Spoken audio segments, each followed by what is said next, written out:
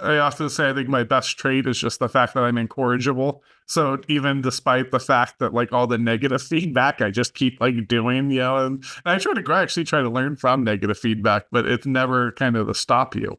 And if it is, it's pretty crushing. It's hard to being a writer's not an easy gig. I mean, it's easy physically, I guess, right? You're not laying brick, but it's psychologically, spiritually a thing. It's hard. It's funny is you often get asked as a writer, why do writers drink, right? Mm-hmm. Sure. I'm drinking because for us to put up with each other, we need to drink. But hello, everybody. Welcome to another edition of Writers Drinking Whiskey, your literary happy hour, the show where the only crime is spilled drinks and we investigate every bottle down to the last drop. I thought I was going to have a drop, too. I didn't have one, so my production values have gone down. I am your host, William R. Hincy, and joining me today is author extraordinaire Reed Farrel Coleman. Reed, welcome to the bar. Oh, I love the bar, so thanks for having me. And cheers to you. Yes, cheers to you. I do have more than that drop in there because I have another full bottle with me of my Dublin Mercantile whiskey. I've put on my black shirt so people can actually see it. But very fancy. Very fancy. Yes, it is. It is very. I'm a very fancy guy, so I'm sure people can tell from my gluttonous drinking. But so let me give you the introduction here for anyone that isn't aware, although they should. And if they're not aware of who you are, you're going to get a sternly worded letter, my friends. Or I'll come throw them a beating if they very, very good. And so you're a New York Times bestseller. You got 31 novels at the time of me pulling this up from your website. You've been called the hard-boiled poet, a hard-boiled poet, and then poet noir laureate. Your works include, you have the Mo Prager and the Gus Murphy series, as well as books in the Jesse Stone series. You have some poetry, some short fiction, and your four-time recipient, if I can spit my words out today, the Shamus Award for Best PI Novel, as well as like a host of other ones that people can find on your website if they're so choosing. And the latest work is Blind to Midnight, which is probably by the time we release this, it's probably already out by the time this airs, but I think it's coming soon. Out August 13th. Perfect. Okay, so definitely out for anyone watching this. Anything you'd like to add into that, or anything I butchered? No, it's Mo Prager, not Prager, but that's okay. Okay. And yeah, I've had a lot of series, I've had a lot of books, and someday I'll get it right. That's what we're all hoping. This one day, you luck upon whatever the trick is that no one's telling us. Thanks for that. It's so funny because for anyone not watching, and I'll link it up with the episode. But we met first at the Creatures, Crime, and Creativity Convention. That would have been September 2024 for anyone watching this in the future. And so we got a chance on there. I kind of did the speed dating version of the show with you and a couple other authors. But I still, before the show, always go over the pronunciation with everyone. So like we went over it before the show starts. And then what I always forget is I'm going to now talk about someone's book, and that's the name I'm going to butcher now. Like I've gotten the first part right, and then there's somewhere I'm gonna flub up. Don't worry about it. Don't worry. I know where you live. Don't touch the This is true. That's why I get why you were asking earlier. I'm in trouble. Awesome. So, and although I do know where you live as well, so what maybe for the audience though, you can let everyone know kind of where you're at in the world and what's the best place to get a drink there. Well, I live in a town on Long Island called Lake Grove. A town with no lake and no grove. Makes sense. It was an aspirational name, Sure. But we wish there was a lake, and by that lake, we wish there was a grove. Right. No, actually, we're the one town over from the largest lake on Long Island, Lake Ronkonkoma. Sure. Obviously, an Indian name. Sure. Yeah, which next to most places lakes, they would laugh at us that this is the biggest lake on That's the biggest one, right? yeah. And where we go to drink, I would go to Manhattan, frankly, to drink and not go to Long Island. I love Long Island. I've grown to love it. I grew up in Brooklyn. I grew up in Coney Island. Oh, sure. And you can take the boy out of Brooklyn, but it's tough to take the Brooklyn out of the boy. Sure. And, there's a lot of decent local bars. My wife and I have never found a local, a place to go there. So, frankly, we'll drink anywhere. So, and clearly I'll drink with anyone since I'm on this show with you. You let the riffraff in, that's for sure. Yeah, I want you. I'm the guy you're letting in your basement. So That's true. It's funny you said that the town that we moved around a little when I was a kid, but where I did most of my growing up was called Palmdale. And there's no palm trees anywhere in Palmdale, but it was named that because there's Joshua trees. And they thought they were palm trees. I think it was German settlers at the time. They thought they were palm trees, so they're palm trees. And that exists in a county a valley called Antelope Valley, where there's no antelope. So it's so we're like brothers. We are. Yeah. We are. Yeah. This were other coasts. Yeah. Yeah. No, so in Lake Ronkonkoma, there is a legend of an Indian princess whose lover drowned in the lake, and who every now and then will drown a fisherman or someone swimming in the hopes that it's her lover. Right. No, really, this is like at the Long Island Railroad Station in Ronkonkoma, there is a plaque about the Indian princess. Right. So, oh, wow. Yeah. Yeah, that's really neat. I feel like I've heard that story somewhere. I love watching shows about legends and folklore and things like that. So it strikes a little bit of a bell, or maybe it's one because there's also there's a ghost story of the lady in white who died coming back from a dance, and then people take her home, and then she disappears, and the mom is like, "No, that's my daughter," or something, kind of deal that apparently shows up in different areas. But maybe it's not like that. But yeah, that's a really neat legend. I see Bigfoot behind you. He is behind me. Yeah. You can find. There's Bigfoot. He's actually. I don't know if you can see him up there. Oh, there's actually another Bigfoot up on the bar next to the Jameson. So there's Sasquatch. There's a Mothman around here. I'm a West Virginia boy. That's where I was born, in Morgantown, West Virginia. Yeah, that's where all the family's all back that way. And then we had the Mothman and things. So there's a Mothman floating around here as well. So yeah, my house we just get moths. Sure. It's better. You don't want them to mutate into a man, because I think that means a bridge or something is going to collapse, and you don't want to have to deal with that. I watched the movie. I saw the movie. Very good. In fact, actually, after C3, we because we were out, the plan was obviously leave C3 and then go visit my family. And because we were out earlier than we told everyone, we're like, let's go down to Point Pleasant, West Virginia, which is my family's more like the Northern Panhandle, so it's Wheeling, really a lot of it's Pennsylvania, in fact, Pittsburgh, kind of that area.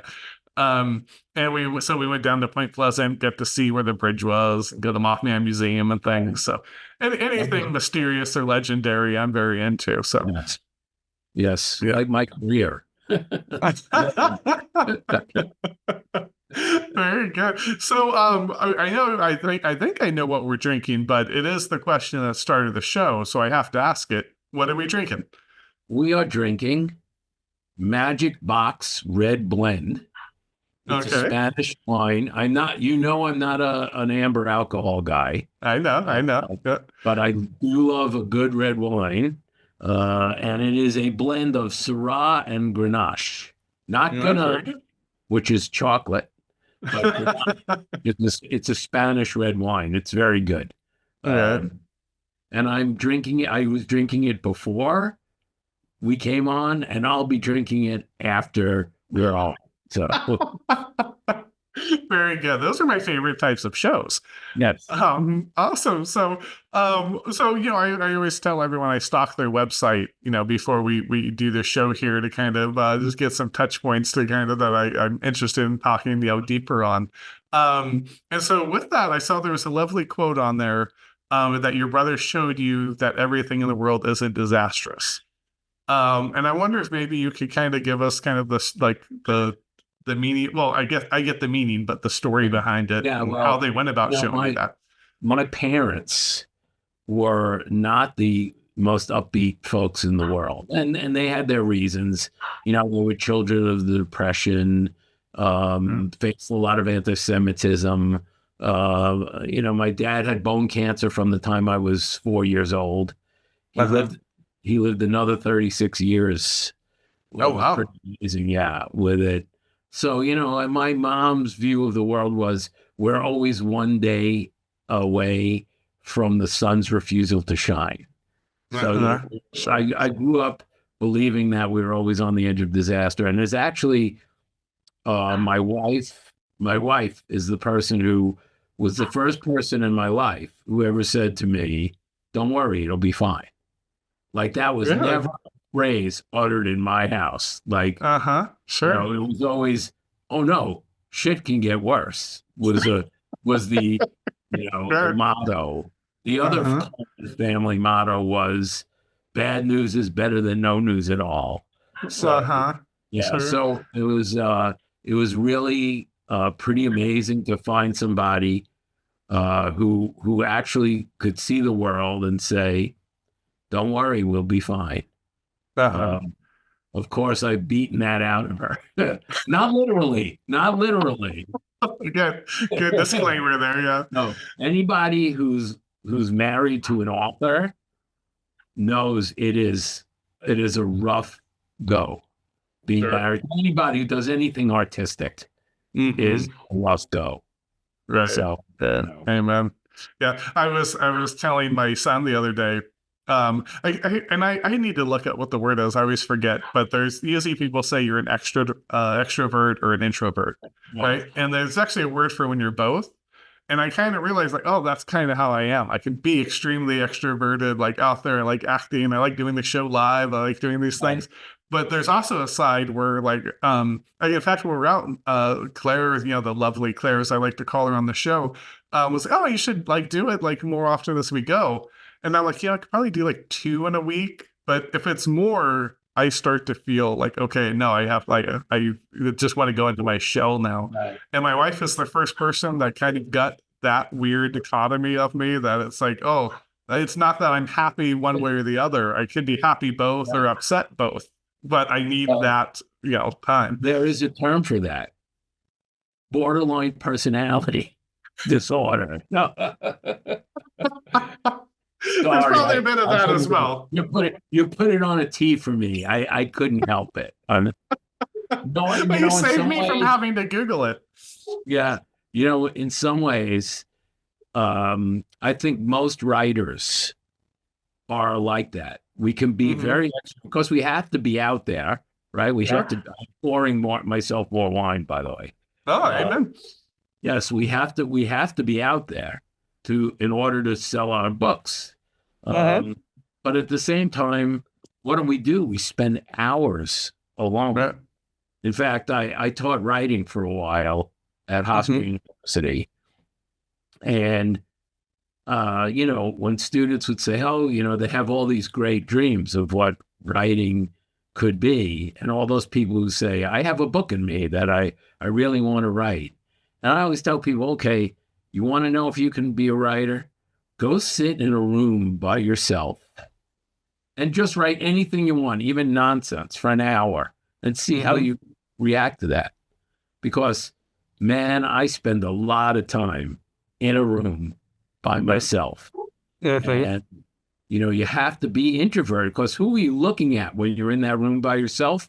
Is me. I'm looking inside of me. And, man, that can be pretty uncomfortable. Talk about borderline personalities. Who am I going to mind to know what my characters feel like, what they react like? Me. Right. I look inside me. So if you Hmm. can't do that, writing is not for you. Right. Right. Yeah. Yeah. Amen. There is a lot of just, um, you have to be comfortable in your solitude, which isn't always that easy in itself, right? Lots of people don't like just the being alone kind of aspect. And Yeah. then you have to be comfortable with the really delving into your fears, your anger, whatever it might be, to get to that place in the story. Right. It's like I joke on the show that I'm a method host because I'm drinking all the time on a show called Writers Drinking Whiskey, but it's almost like a method actor, right? Like they find some They whatever the live the emotion is from part. their yeah, Right. yeah, and they like, okay, Live the part. here's this thing, and you have to like be comfortable doing that with no one looking at you. Like it's not like I used to act and it was fun. Like you get to be on stage and you got immediate like applause or hear people laughing, whatever. You got like a response. Like you're writing something, you're doing that day after day, and you get no response. In some ways, I mean, we can do readings of things, you can get some responses, but until that thing's done, you get no response on it at all. And that could be Yeah. 6 months, a year, however long it takes you. And I've been pretty fortunate in that almost everything I write gets published. But Hmm. think about people in the beginning of their careers. Sure. They're basically locking themselves away several hours a day by themselves, and what they're producing may never be read by another soul. Hmm. In fact, I would venture to say that most people who aren't professionals, who sit down and try and write a book, that book, even people who are famous, their first Hmm. book and not to be published. I'm an exception. The first long piece of fiction I ever wrote was published as my first novel. Now Okay. that's very lucky and very rare. But Right. even very famous authors, usually their first books, no one reads it. Right. So you have Right. to be willing to do that. Now you Hmm. got to be nuts to be willing. Right. Right. Yeah, you gotta be nuts or just super, I guess, compulsive about it. Or But have an yeah. unbelievable amount of faith in yourself. Right. Yeah. Yeah. Yeah. Unwarranted, Amen. by the way. Unwarranted. But Like to. a lot of faith in yourself. Right. Right. Yeah. But it's I often say I think my best trait is just the fact that I'm incorrigible. So even despite the fact that like all the negative feedback, I just keep like doing, and I try to actually try to learn from negative feedback, but it's never kind of to stop you. And if it is, yeah, it's pretty crushing. It's hard to Yeah. being a writer's not an easy gig. I mean, it's easy physically, I guess, right? You're not laying brick, but it's psychologically, spiritually, the thing. It's hard. Brief interlude from the show. As you've heard me say ad nauseum at this point, the very best way to support the show is to buy a book. You're hearing all about my guest work during the show, so now if you want to take a moment to watch a cinematic trailer of one of mine, I'd certainly appreciate it. And if you're intrigued and so inclined, we'll have links where you can pick yourself up a copy. Thanks again, and cheers.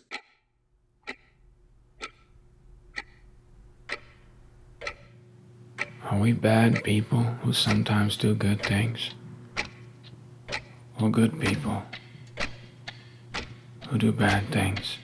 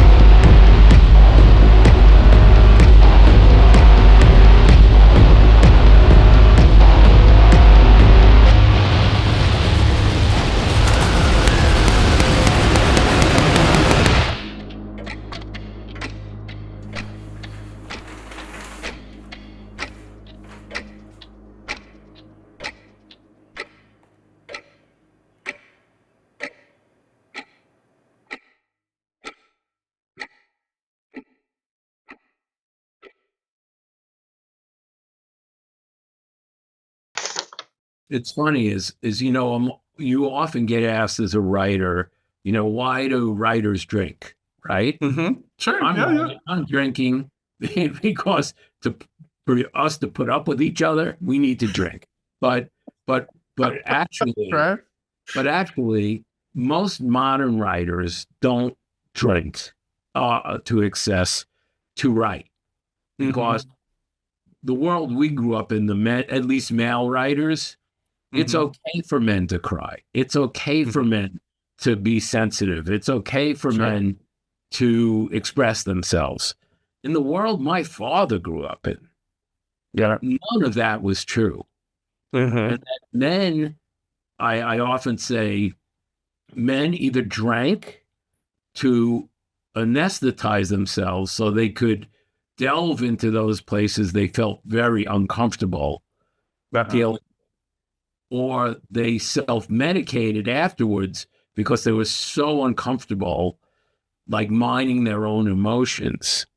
So, but that's not as much of an issue anymore, because it's okay for men to be sensitive, to cry, to express themselves. That was not true. My dad was very good at expressing anger. That he was good at. All right. Sure. Other stuff, not so much. Right. Yeah, that's interesting.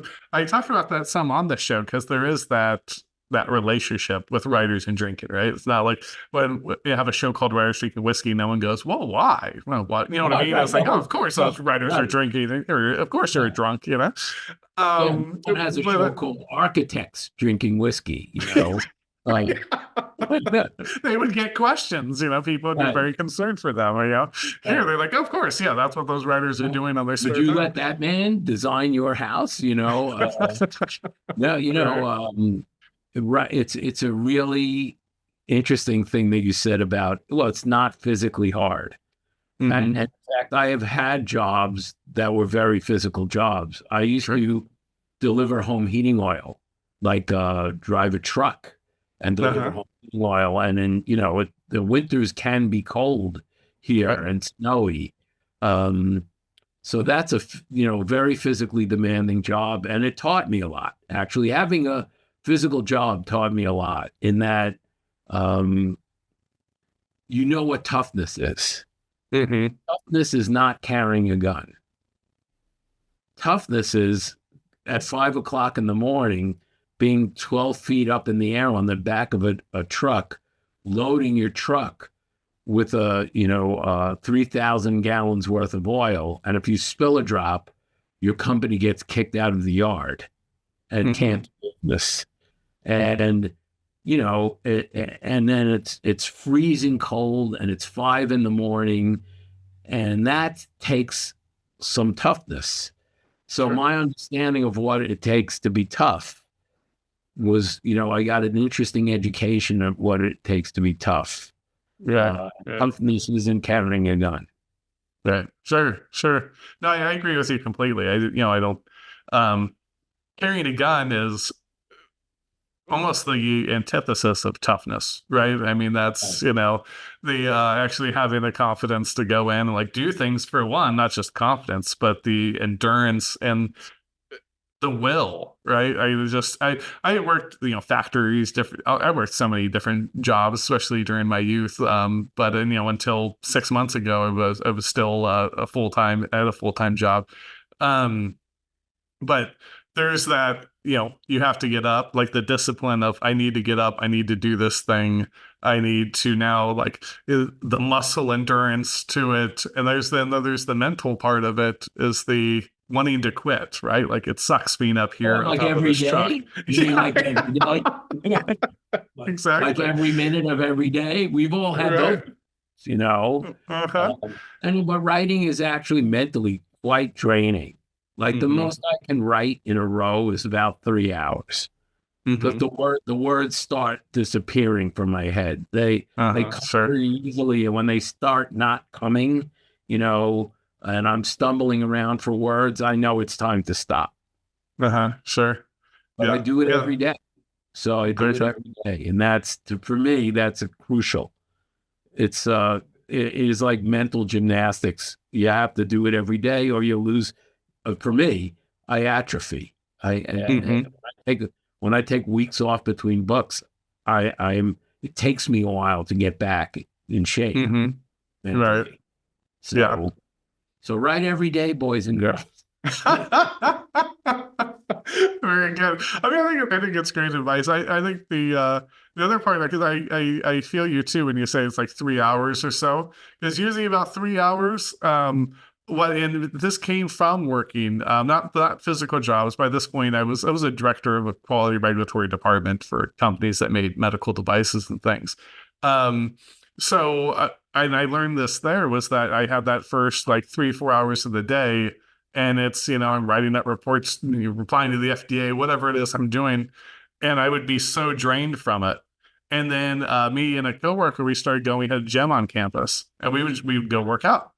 And I realized, like, man, that workout, and when I come back, because it clears your mind, because kind of the physical pain, you're lifting weights, you're doing all these things, and it's like my mind would be clear.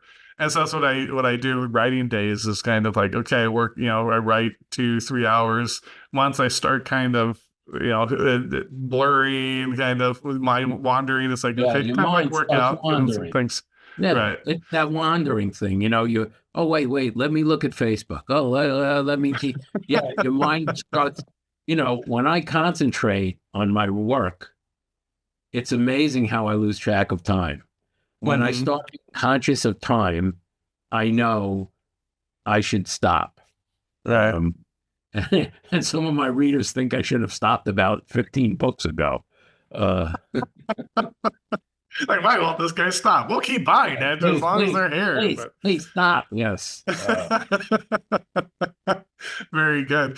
The other part I found when I was on your website too is you had mentioned that I think I probably would suppose both of your parents, but your mom spoke a lot of Yiddish when you were growing up. Yeah, both of my parents spoke Yiddish. Yeah. But, yeah, and you said that had kind of shaped you in a way. Can you tell us more about that? Sure. I think my parents were both born here, but their parents, my mom's parents, were from the Ukraine. So they spoke Russian and Yiddish and Hebrew and English. Well, my grandmother, my bubby, she never spoke English. Okay. So my relationship with her was odd because she didn't speak English. Sure. But so those people spoke Yiddish in the house, so my parents spoke Yiddish. So when they didn't want us to understand anything, they would speak Yiddish. The problem is that if people speak a language in front of you long enough, you verstehst a little bit. You get to understand it a little bit. So, so and what it did was it gave me an ear for different accents. So I have a very good ear for different accents. I speak a little French. I speak a tiny bit of Yiddish. I spoke when my wife and I went to Spain last month. I spoke enough Spanish to be somewhat understood, so I don't really speak another language. I worked for a French company for about 5 years in the 80s. And my French was pretty passable then, not since. But I do have an ear, and that helps me in my writing, having an ear for, being able to write like a Russian speaking English. Right. Yeah, that makes a lot of sense. So I've always had an ear for that stuff. I wish I could speak other languages more fluently. I think most Americans wish they could.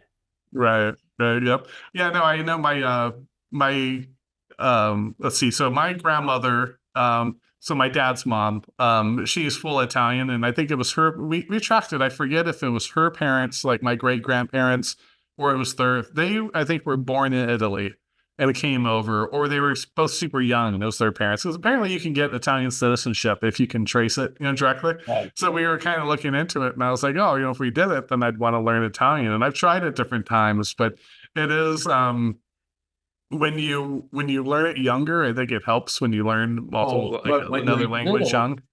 Yeah, what's funny is we have a granddaughter now who's about 1.5 years old, and she's just starting to speak.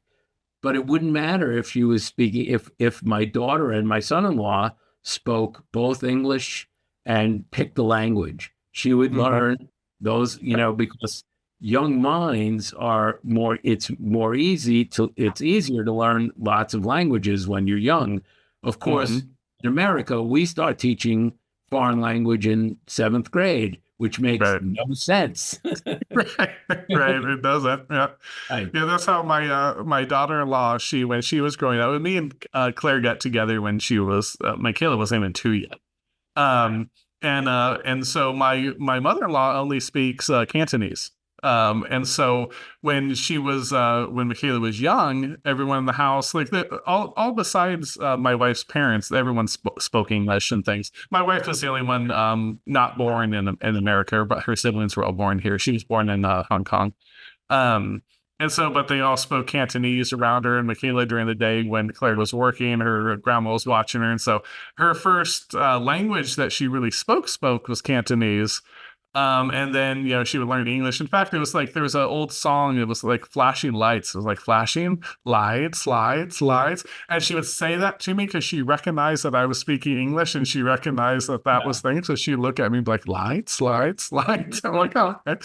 And we would play, but then, then she picked up English and she had Cantonese, and they spoke another Chinese dialect at her dad's side. So she knows that one a little bit, not quite as well, but so it helps, for sure to like. Really, I wish I would. That's why I speak a little Yiddish, because I heard it when I was younger. Yeah.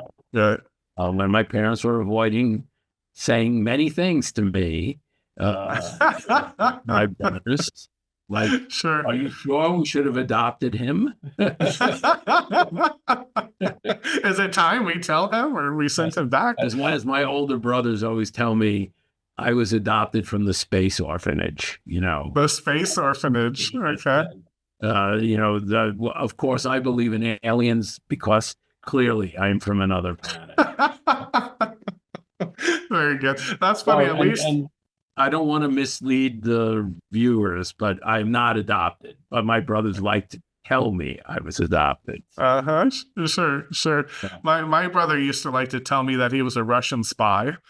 And I believe my older brother's, he's about 8 years older than me too. So he's telling me this. He's like, I'm a Russian spy. And if you tell mom and dad, then I'm going to kill them. So I was like, I had this secret at a very young age. I'm like, I can't tell my parents because he's going to kill them. And he can do it because he's a spy like James Bond or something, So. Well, but he gave you the perfect out if you were ever really pissed off at your parents. Right.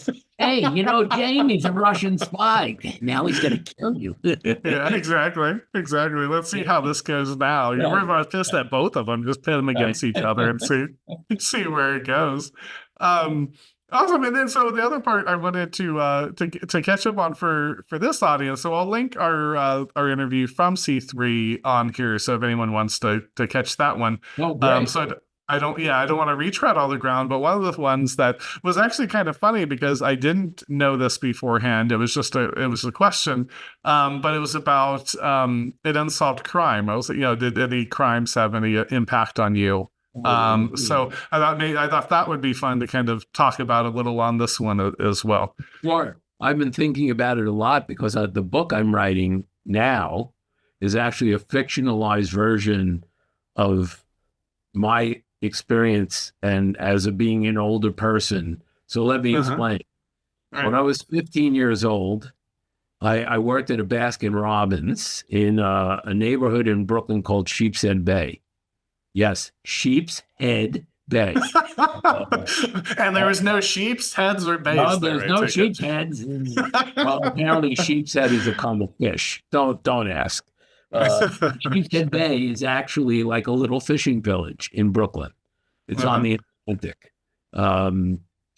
as is Coney Island, as is Brighton Beach. So I worked in this neighborhood, and it was August, I think.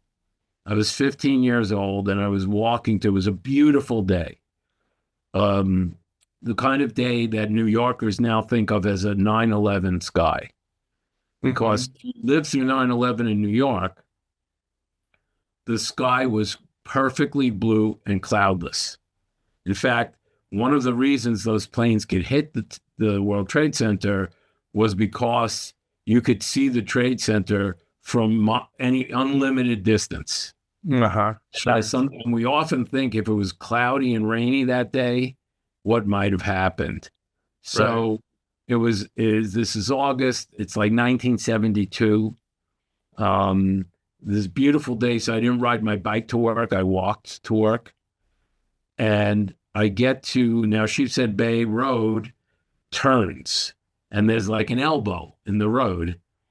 And now I'm at that elbow in the road, and I hear gunshots. Now, don't ask me how I knew it was a gunshot. Uh-huh. You know, you hear a firecracker, a car backfire. Sure. I just knew. And like an idiot 15-year-old, I ran towards the gunshot and not away from it. Right. And as I got to the post office, which is about a block away from where I was, I saw a middle-aged man in a white shirt and shorts fall into the street. His body was in on the tarmac, on the pavement, and his legs were on the sidewalk. And he had a bullet hole in his shirt, like about that big, like a dime-sized hole, and with a little blood. But you could tell he was unconscious. And a crowd formed. And one of my majors in college was psychology. I had many majors. The only thing I didn't major in college was modern dance. And one thing you learn about this study by I can't remember who it was when you're in a crowd and something happens, everybody is waiting for someone else to do something. Whereas if you're alone, you will act. But if you're in a crowd, you wait for the other person to do something. So this crowd forms around this guy. And finally someone runs out of the post office, puts something under his head, and you can hear it. They've called the cops and the ambulance. And we were really close to Coney Island Hospital.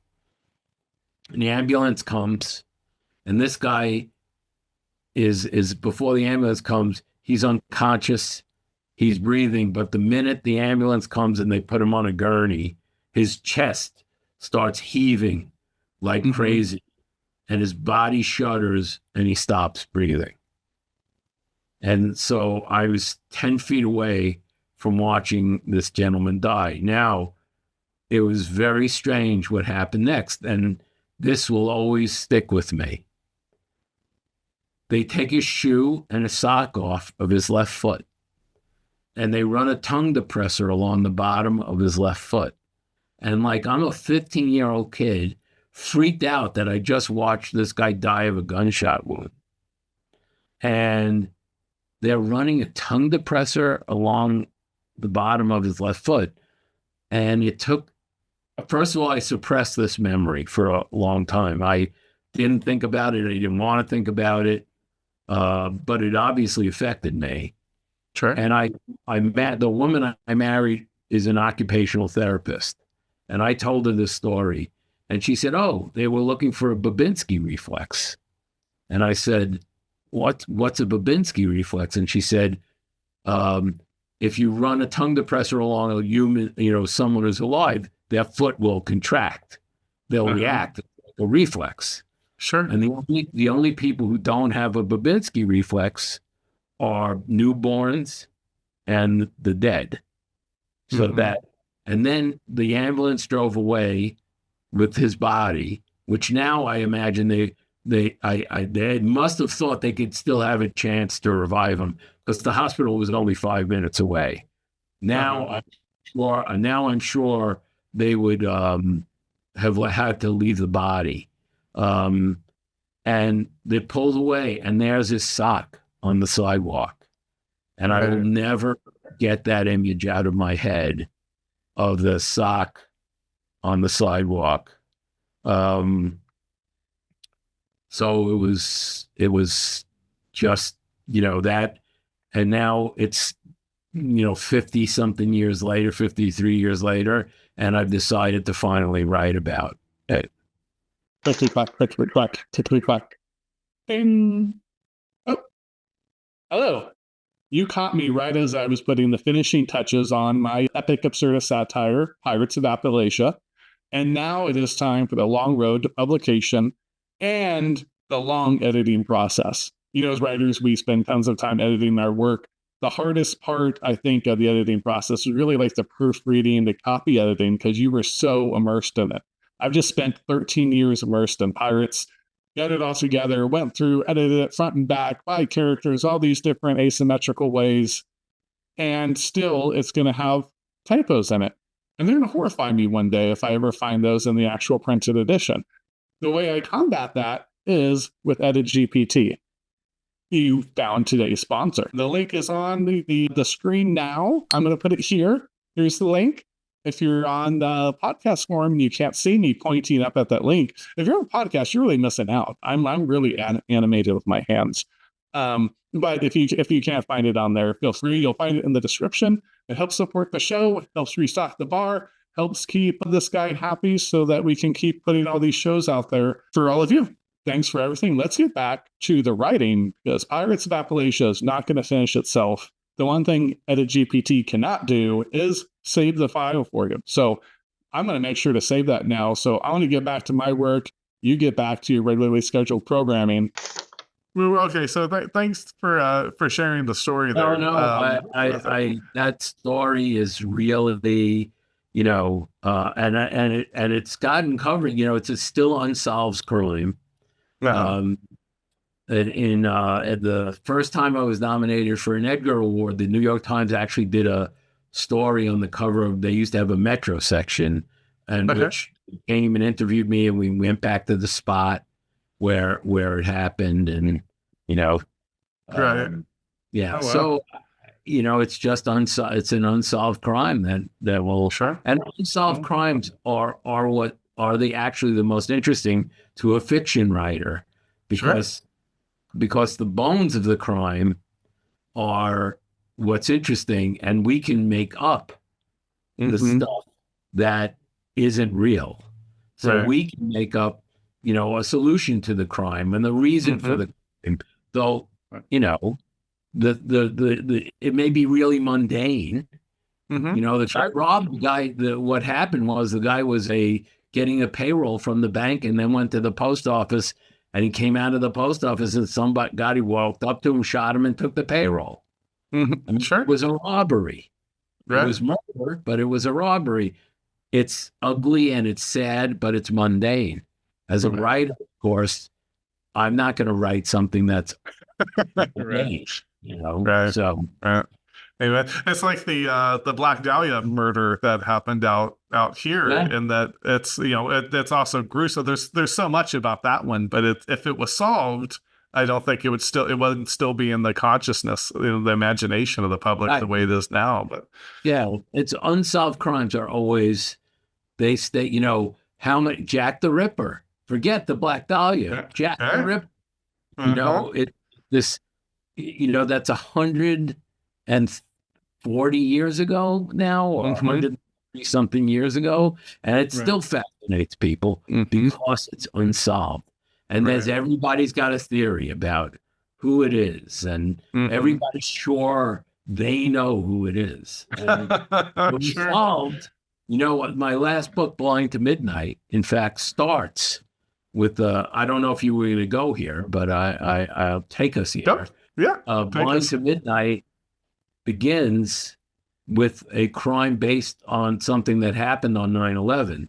On 9/11, there was one homicide in New York that was not related to the terrorist attacks.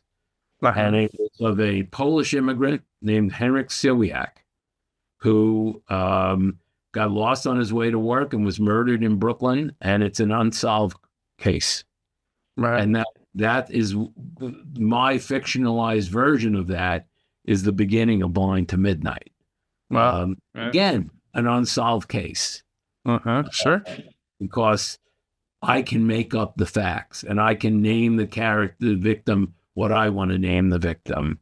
Of course, in the back of my head, there's some hope that someone will read the book and someone will come forward. But of course, that's not going to happen. I mean, that happens in fiction. That happens. Right. Well, I mean, it happened. My wife loves the true crime. Yeah. And there is like sometimes like she listens to this podcast and like someone came forward, 20 years later. So it's not likely maybe, but Right. plausible. Well, things happen in real life. Either people who were afraid to say something, 20 years ago because, this guy or this gang or whatever, and those people aren't alive anymore. Sure. Or right. they can't deal with the guilt, or something they thought was insignificant. Now they understand, oh, well, I happen to have been there that night. So you never know. You never Right. know. Yeah. Yeah. You never know. Was there, because I think there's the therapeutic part of writing with it, even with like the Unsolved, there's a bit of, you get to control the details and find out what happened, put it into maybe even maybe better said is you get to put it into a controlled environment and examine it. That so you kind of get to remove it from the real life chaos and kind of put it into this imaginary place where you can recontextualize it.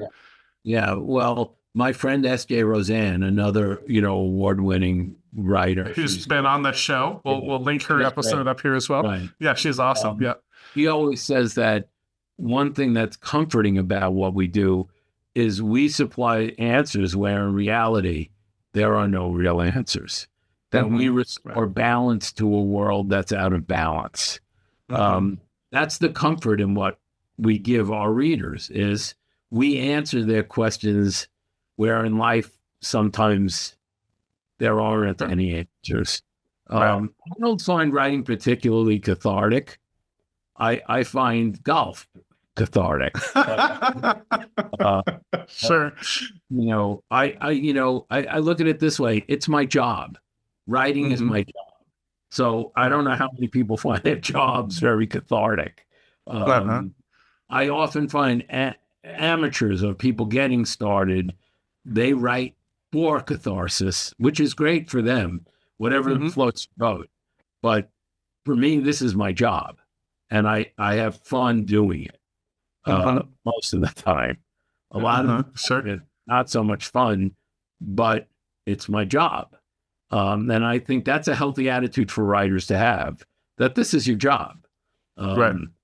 If you wait to be inspired to write, you're in trouble. You're pardon my French, you're shit out of luck. If you wait. My friend Hank Philippi Ryan says she only writes when she's inspired, and she makes sure to be inspired every morning at 9:00 when she sits down at her computer. And that's well said. It's our jobs, so that's what we do, Sure.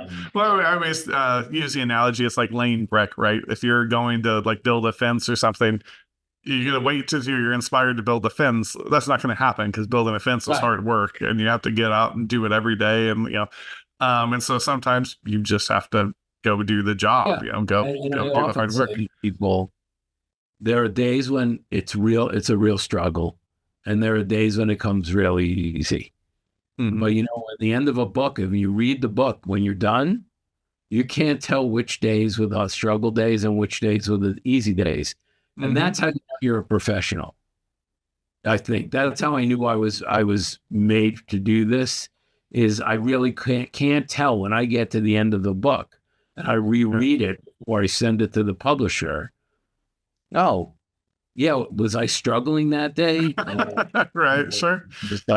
Was I really, did I have it that day? You just don't know because you do it every day. Sure. There's just going to be days. And I warn people, I go, look, do it every day. Now, of course, there are going to be days when it's terrible and you delete it and you start over the next day.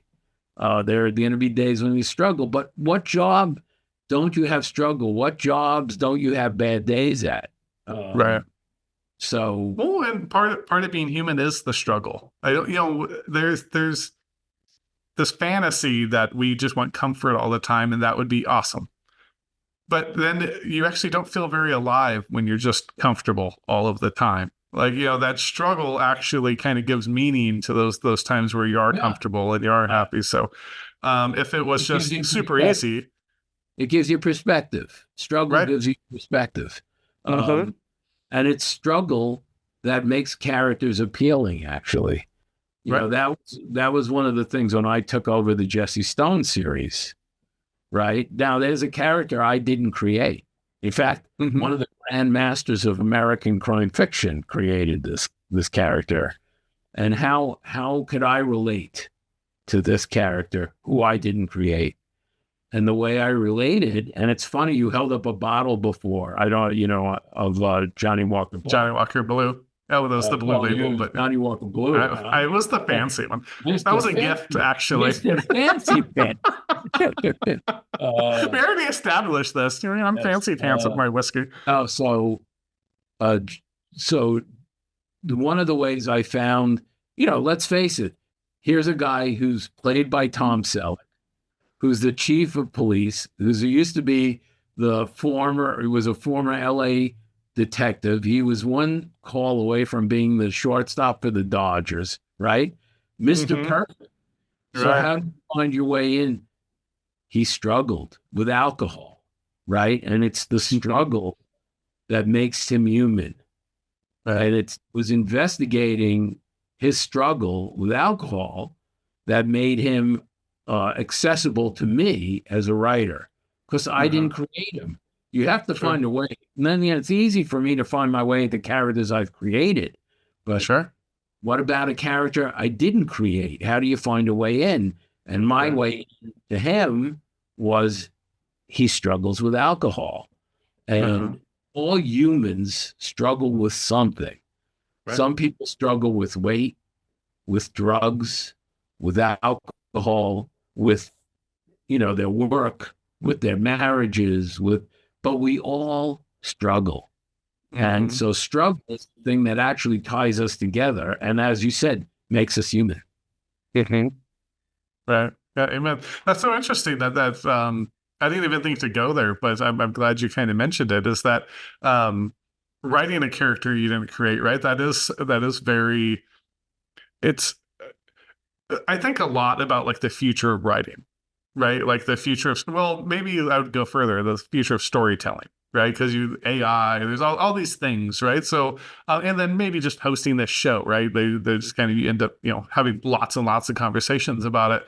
And one of the things that is kind of the present and or future here is the writing in established kind of IP, right? Intellectual property, like writing characters that have been done before. And it's really interesting to think about how to do that in a way that's still pleasing, right? Because it'll be like, oh, here's the new Star Wars thing, and then people don't like it, or whatever it might be, right? And then sometimes they do love it. And I think that's a really interesting insight as to how you find the way you can relate to that character as the writer, right? As the storyteller. I'm going to tell you the story of how I came, and I'll do it as quickly as possible. And then, of course, in the future, you can always have a show called Drinking Whiskey with Algorithms. Very true. Very true. Yes. So when I got the gig, when they offered me the gig, I, of course, said, yes, just writing Jesse Stone. Yeah, man, I'll do it. Then it realized, shit, I've got to do this. How am I going to do it? And I spoke to 3 people, right? I spoke to Ace Atkins, who, by the way, if you've never had him on the show, you should get him on the show. He's a great guy. Handsome as a bastard. I hate him. I don't have anyone on the show better looking than me. So, and thanks a lot. I was hoping you'd pick up on that. That's completely not true. I know where you live, right? And Ace was an All-American football player. I mean, it's hard to take him. But he wrote the Spencer novels. So of course I spoke to him, and we've been friends forever. So I spoke to him. I spoke to S.J. Roseanne, who has always been kind of a mentor to me. And I spoke to my friend Tom Schreck. Now, most people don't know who Tom is. Tom is a writer He lives in Albany, New York. He's a really fascinating guy. He's a New York State Athletic Commission boxing judge, who has judged many championship fights. He still spars. He does dog rescue and drug counseling. He's a really fascinating, like Renaissance-y type of guy. And he loves Parker's work. So he was, of course, a guy I would speak to. And he said, he actually is the one who said the thing that really made me understand how to do this. He said, Reed, I'm the biggest Elvis Presley fan in the world. And I'm like going, oh, what are you drinking, Tom? We're talking about, Parker and Jesse Stone, and you're talking to me about Elvis Presley. He said, no, listen, Reed. He said, I've seen the best Elvis impersonators in the world. And there's two things you can never get past. One, it's not Elvis. No matter how good they are, it's not Elvis. And two, they can never do anything new. They're trapped. Mm-hmm. Right? They're trapped. They can only do what Elvis did, and they aren't Elvis. So the minute he said that to me, I said, okay, I'm not going to imitate Bob Parker, because no matter how good I am at it, I will always be seen as an Elvis impersonator, which is the point he's making to me. So I thought, okay, I will always be true to who the characters are, but I will write in my own voice. Right. And it worked. I 6 books, 6 on the bestseller list. So very good. No, thanks for that. That's really fascinating insight. It reminds me of out here. It's funny, I don't have the sign showing today, but I'm a huge Steeler fan because by birth, right? Like I've told the kids, like, you're just out of the family if you're not a Steeler fan. And like, that's how I felt growing up too. I'm glad you're a Steeler fan, because I'm a freaking Jets fan. So I don't have anything to cheer about. So Sure. Yeah. You have my condolences. Thank you. On the Aaron Rodgers trade and the season altogether. Please. I have a litany of things we could talk about, but no, take out your terrible towel and wave it at me. Right. Amen. But I grew up, mostly we moved out to California when I was about 5. And so that's the 80s. That's the 80s Lakers, right? And there's no Pittsburgh basketball team, and my family didn't care much about basketball, but all my friends did. And things. There used to be a Pittsburgh basketball team in the 70s in the American Basketball Association. The Pittsburgh Pipers. The Pipers. Okay, that's an interesting bit of trivia. I didn't know that one. But yeah, so I grew up, a Lakers fan, and they had a really legendary. LA's had just a litany of legendary, because baseball we had Vince Scully, and basketball we had Chick Hearn. And the guy that ended up taking over for him on the radio is a guy by the name of John Ireland. I think he's still doing it. I used to listen to his radio show when I was commuting. And he was like, I can never be Chick. So I just have to do it the way I'm going to do it. And just, I can't try to do he used to do this thing when the game was over. He's like, the refrigerator's closed, the jello jiggling, and the popcorn thing. Right. And he's like, so he will occasionally pay homage to him, and he'll say like a little line of it, and he doesn't try to say it like Chick. He just says it, and he's clearly just kind of paying homage, and I think paying homage to the fans that grew up and listened to him forever. But that's really interesting thinking about it with the writing too, because I think that is kind of part of one of the new frontiers here. I mean, maybe not new, maybe just new is old again. Maybe it's always been something a little bit, but nowadays I think I was reading somewhere where it's like Disney doesn't even have a new movie coming out. Everything is either an established franchise or a sequel or a prequel or something. And these are a lot of the gigs. It's not every gig everywhere in literature and things, but that is a lot of the gigs nowadays. A lot of, I do at there's another mystery convention, the big one called BoucherCon. And at BoucherCon, I'm always writing other people's books. And with the same people, I'm on the panel with the same guys, the guy who writes, the Tom Clancy books, and the guy who writes the Ludlum books. And the guy, it's hysterical. And 5 of my friends write with, James Patterson. It's Uh-huh. it's a real it's almost sub industry Sure. of writing other people's books. Right. Right. Yeah. Well, I had on, and maybe you met him because I know he knows SJ. It was Kier Graff. Is the name? Yeah, Yeah.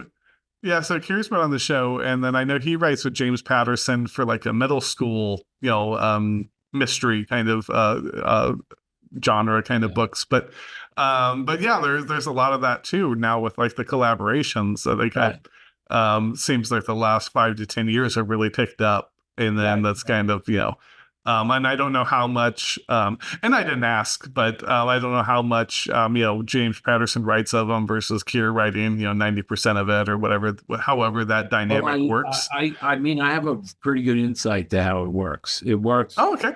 Is James writes the plot. He figures out the plot. He does a beat sheet of, this should happen here and this should happen here and this should happen here. He trusts his co-writers to do often the bulk of the writing, but then he checks in, I think, every few, days or weeks.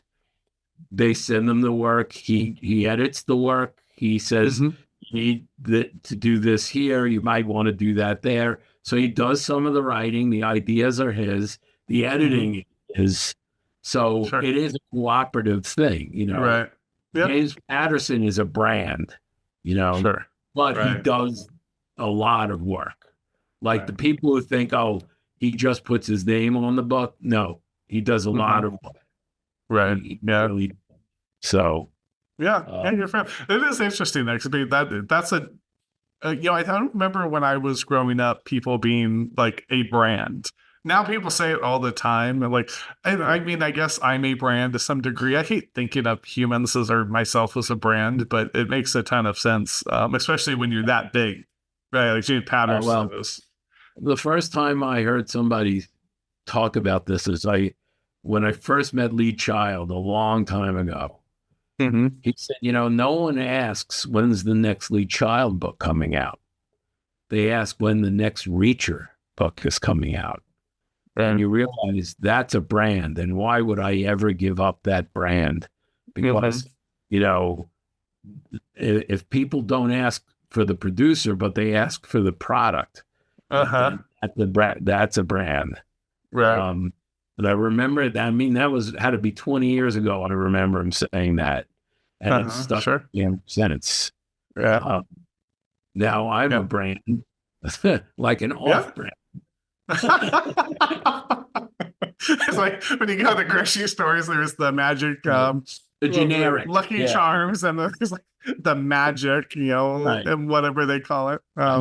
That's hilarious. You're way more than that. And you're far better looking than that. I was just giving you a hard time earlier. Everyone on the show is better looking than I am because I'm kind of a giant gargoyle, but well, that's not true, but before it becomes a mutual admiration society, we should move on. Very good. So I do want to get back to you though, because one of the things that really struck me with your work generally, and then also just I do. So I like to peel back the curtain on the show. I really I need to figure out someday like the Oz curtain, because I would be the worst Oz. I've never stayed behind the curtain. I'd be over like talking with everyone in front of the magic face. Exactly. Like, stop ignoring me. I'm right here. But it was the lyricism to your work, right? So, and then I know they'll say it's like the hard bitten lyricism and things.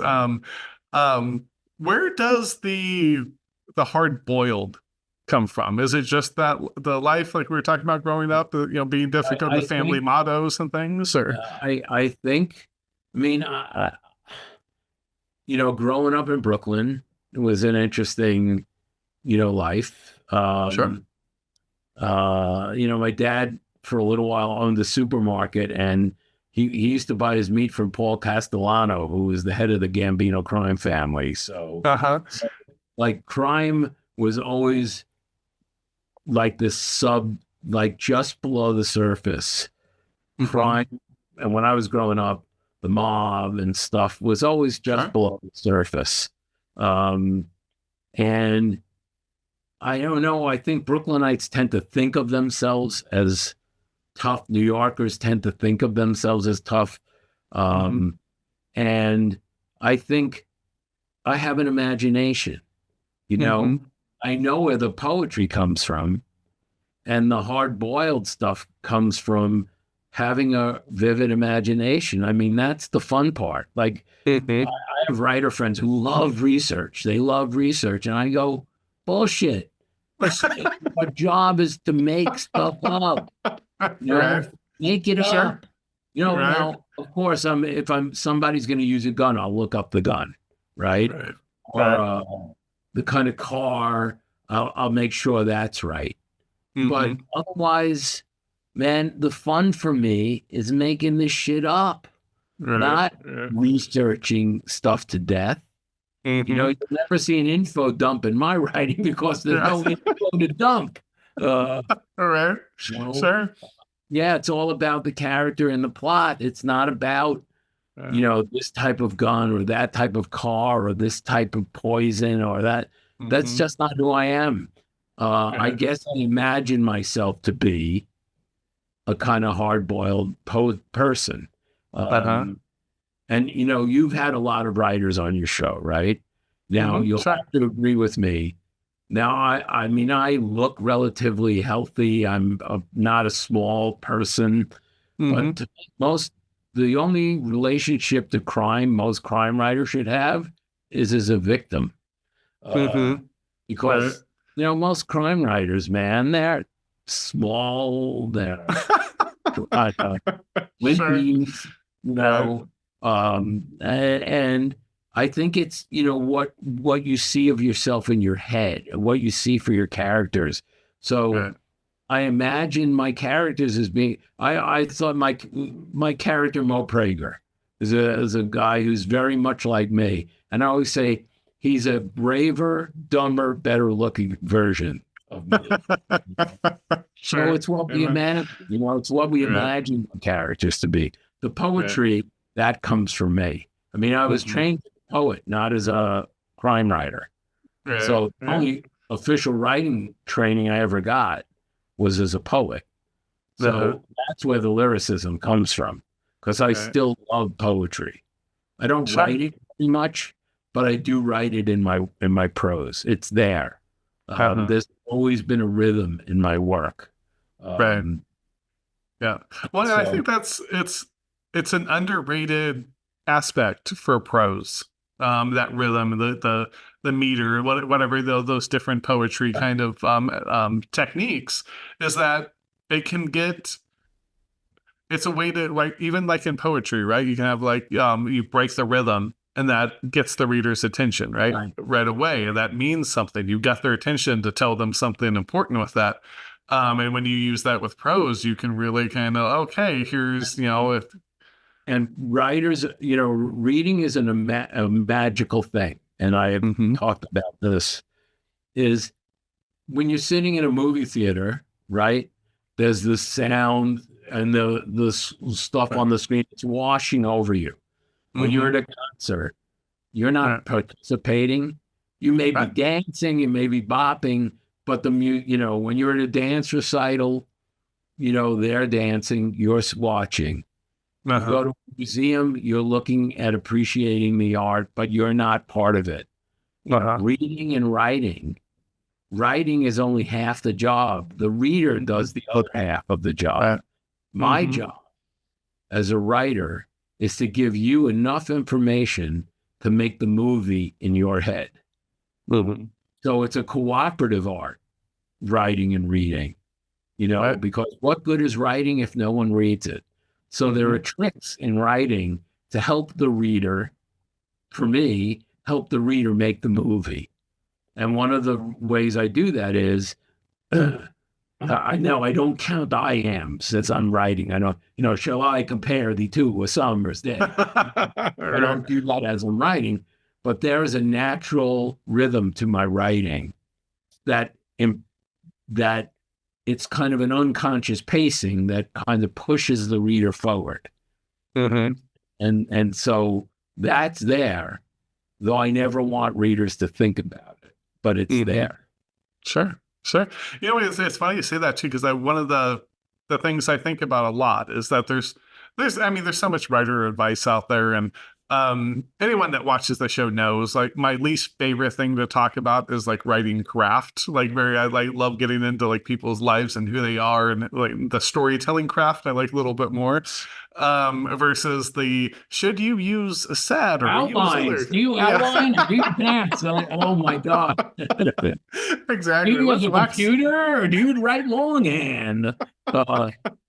Right. All of that is like kind of my least favorite.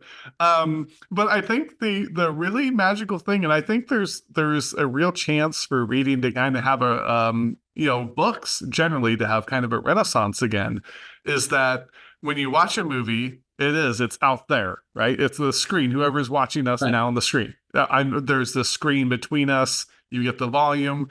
It's not all of your senses. Reading can actually incorporate all of those senses, so you can make that movie and have them tasting food and like have them and all the sensory experience of taste and everything in there. But the magic is when they internalize it, right? I often think like it's not. The most important thing isn't what happens to my characters or what happens in the plot. It's what happens to the reader. Right. And you lose yourself if you forget that part. It's okay, what's that? So here you can't have a character do something wild and stupid suddenly, and it not make sense, because then you're screwing the reader up. It doesn't matter that happened to the character. The character is not real. It's imaginary. No cheating the reader is a big. Like, if you're gonna have somebody who's the person who did it, you can't introduce them, 5 pages before the end of the book. No Deus Ex Machina. No, can't do it. People do it. It's not something I would ever do. Right. Yeah. Well, and it throws you out. My wife's getting really into. She's been watching, because as we record this, it's Christmas. We're not quite to Thanksgiving, but we're approaching Thanksgiving, coming up to Christmas. So she's getting into watching a lot of like the Hallmark style movies. Yeah. And I love them. I'll sit and watch them with her too, because it's just kind of comfort food, right? But there's one where we're just watching, and this lady had a hot air balloon, and she's like, it runs on electric. And I was like, the hot air balloon, how the hell do you run it on electric? So already I'm kind of out of the scene, just wondering what the hell's happening. Yeah. But my wife's watching it. I just sat down, so I'm like, I don't want to be like the guy, kind of like the dick that sits down and starts ridiculing what you're watching. So I watch it, and I'm like, oh, you mean like me? What do you mean like me? well, I only last 30 seconds, because the next thing that happens is the girl she's standing next to talking, she then raises her electric powered hot air balloon up into the sky like 6 feet and goes, do you want to come with me? And the girl she was talking to on the ground goes, sure. So she lowers a ladder for her to climb up. And I'm like, why the hell didn't she just get her in when she was on the ground? Like, this makes like everything here, none of this made sense. And I finally, like, that's how I lasted 30 seconds. And then, the lovely Claire's like, yeah, none of that made sense. I was just thinking. Yeah. Well, there's always the thing about suspension of disbelief. Right. Which, we all fudge stuff in our work, and, police procedure is very boring. So you're going to fudge it, and we all do it. But I have this thing is, I don't mind if you ask me to suspend my disbelief, but when you ask me to have it surgically removed, I'm out. I'm out. Sure. My favorite thing is, and people go, what are you talking about? I go, okay, we're tracking a serial killer, right? Serial killer. And the detectives who are after the serial killer on this side of town, and they find out that the serial killer is on the opposite side of town. Now, in between them are 40 police precincts. Yeah. Right. It's the detectives. First of all, detectives don't make arrests by themselves, but never mind that. Right. They drive across town. We're ignoring the 40 police precincts that are between them, and they're the only ones rushing to get the serial killer. Right. Okay. Now, see Mhm. that at that point, and you know how many movies work that way. It's Right. like, Right. yeah, oh, I'm not going to call backup. I'm just going to race across town. And Right. like, that's where And it's like, meanwhile, okay, also there's like someone in distress there that could be saved or not based on them getting there in time. And well, you're like, I just saw this thing, disclaimer on Apple Plus TV. Great cast. But the end of it is so stupid, I wanted to throw something through the screen, right? right. Now, someone, I'm sorry if I'm spoiling this for people, but I'm doing you a favor. I tell. So Kate Blanchett's son is being threatened by somebody who's out to get revenge. The son is in the hospital. Kate Blanchett's phone works. Her cell phone works. And her husband, who's mad at her, is at the hospital. So she knows somebody's going to go kill her son. And she has a phone. Does she call the police? No. She texts her husband and not texts him, you know, so-and-so's out to kill our son. Don't let him anywhere near. He's got, you know, a poison. No, she goes, under no circumstances let this person near our son. And then she takes him like a cab. It's like, are you kidding me? If someone was out to kill my kid, I would call every cop I knew and then call Right. And be unambiguous about it. And Like, her phone hey, works. so-and-so Her is phone trying to works. kill our son. Right. Her phone works. So Right. it's not like And no he sent a phone, text. there's no bars, there's no at least I could have lived with that. But Right. if her phone works, does she call the Right. cops? Sure. Sure. At that point, I'm done. At that point, I'm done. Like, Right. now Well, you're but in- if you're a millennial, you understand. They have a hard time determining when you text versus just a phone call, you know, Well, then or like text or the email police. things. Then text the police. But I mean, come on. Under no circumstances shall you let this person near our son. Not Right. he's out to kill our son. Don't let him near our son. Are you kidding me? I mean, see, that's the point at which, Right. yeah, I've had it. Okay, time to shut the TV off. Yeah. Sure. I think I would shut the TV off as if anybody ever shuts the TV off. Right. Amen. Well, it's funny you say that because one of the things that made me think of is that there's, in a way, storytelling has not caught up with the phone. There's so many times where you're like, dude, you have a phone, right? And they just get stuck in these rhythms. I think that's trying to go on older traditions before there was phones, or where we've watched shows where it happens like in the 80s. And they're desperate to give them a phone because they don't know how to write without someone having a phone. So now they have these walkie-talkies that go miles upon miles, you know, and you're like, dude, I had walkie-talkies in the 80s when I was a kid. I got like to the other side of the house. Like, we're miles down the road. And it sounded like, you know, yeah. You know, it's interesting. It's an interesting challenge writing with technology. You know, and it is because you also have to take in, well, you brought it up. If millennials sit next to each other and don't talk, they text each other, which I find horrifying, frankly. Sure. But, you know, social interaction has changed. So as a matter of fact, you have to take that into consideration when you're writing. Is not only the technology, but how has the technology changed how people interact? Yeah, like try having a political discussion with somebody. I know. Try having almost any discussion nowadays. Yeah. That's one of the things I like. I don't like to take the show very political just because there's like 9,000 different political shows on. I don't know that I have something interesting new to say about it, you know?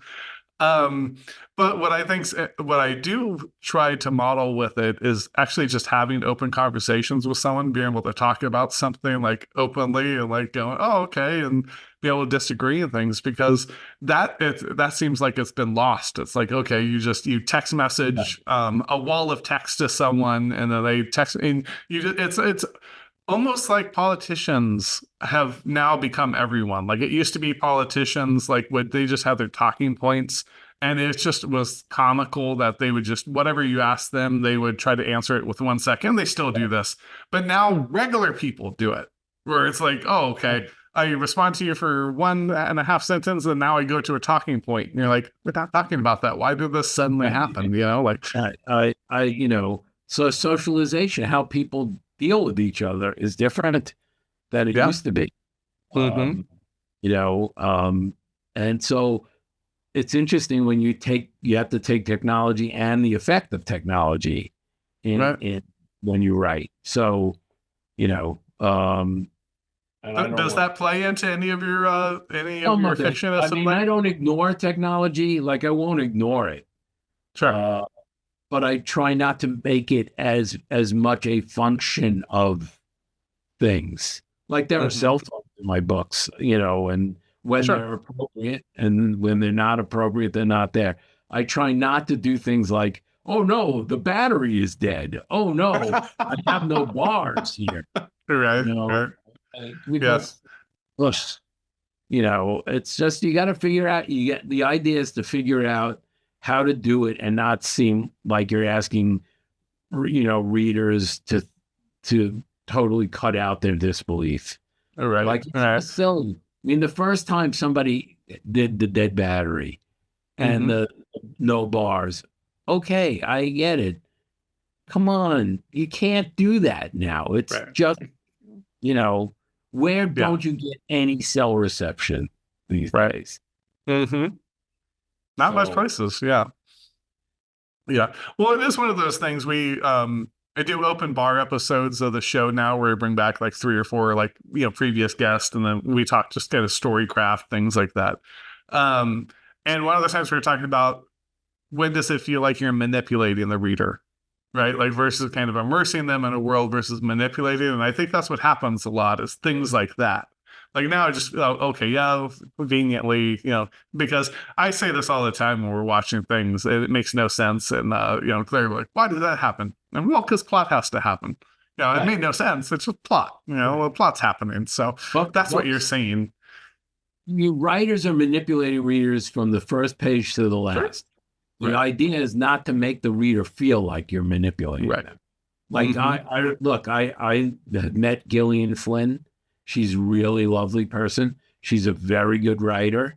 She is nice, but I felt from the beginning of Gone Girl to that one point, I threw the book across the room because I felt, you're just manipulating me. And I don't like that. And it's funny. I never told my wife this. She read it, threw the book across the room, and almost. Oh, really? Yeah, because, it's a great book, but it's very manipulative. You either accept that, okay, I'm being manipulated and I'm going to go for the ride, or I'm not. And part of it is, it's a occupational hazard. I can't read books the way most people read books. And I'm sure you can't read books the way most people. I know the shorthand. I know what's coming. Okay, you mentioned this here. 3 chapters from now, you're going to mention it again, or that's the weapon that's going to be used, or that's there was this show on recently I watched with my wife. I like how we use this excuse. My wife was watching. I watched it with that.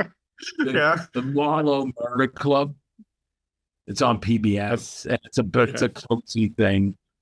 And the last episode's coming, and I told my wife, I know how they're going to do it. I know the ending.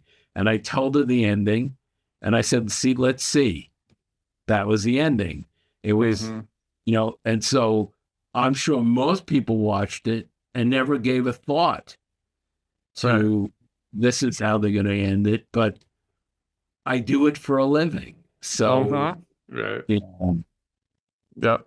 you never want to go to the movies with me. It's like, Amen. Yeah, I'll be right with you. Oh, hello. Fancy meeting you here on the show I host and edit. William R. Hincy, I'm taking a break from my hosting gig at Writers Week of Whiskey to look oh so stylish and oh so suave in my Firmoo glasses. As you guessed it, that is today's sponsor. If you'd like to get a 50% off already affordable glasses with tons of selection, you can use the promo code maybe here if you're on the YouTube box and you see my hands. If you're listening on a podcast, you can find it in the description. So check out the link, get your 50% off, support the show, and support restocking the bar behind me because it is an expensive chore to keep that puppy up. Thanks, everyone. And as we used to say in the 80s, back to your regularly scheduled programming. So I do want to get into a little bit before we hit our shots portion here. Because so much with when you're writing crime, right? There's like crime and punishment. And then there's the kind of like I don't know what the correct term would be, kind of the primordial kind of crimes, like murder, assault, things like kind of the 7 deadly sin kind of variety that like these are just very natural human crimes.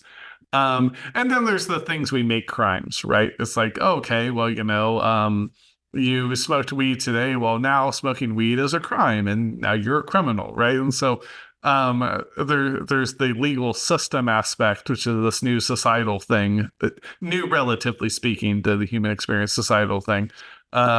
Old for everyone alive now because it's been going on. But when you're writing PI novels, things of that nature, how much do you think about just that kind of that aspect of the crime and the punishment of it? And I imagine most of them are based on more true crime in that weird dichotomy I just laid out. But well, I think if it's a crime that doesn't hit people in the gut, then I'm not really interested in it. So unfortunately, what are those crimes? Murder, rape, incest, human trafficking, kidnapping, things like that. Because those are, that's, someone once wrote books and movies set in wartime are really popular because that's the height of human emotion. When you can be kill or be killed, when the stakes are very high. Right. That's, when cuts are open, who cares about a healed cut? When cuts are open and they're bleeding, that's what matters. That's right.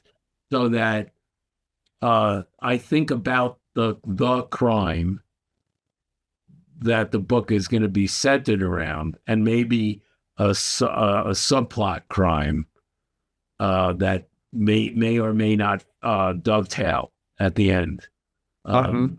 So it's very important to me. I don't enjoy the legalistic aspect of crime fiction. It enters into it inevitably, but it's not what interests me about it.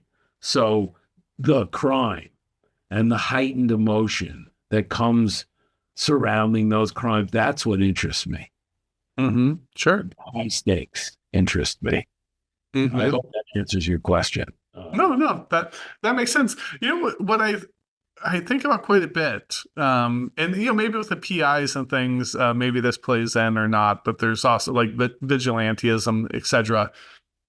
There's kind of the laws of man, right? There's the laws of society, the laws of government. There's the laws that you have for yourself, the laws of God, whatever it might be.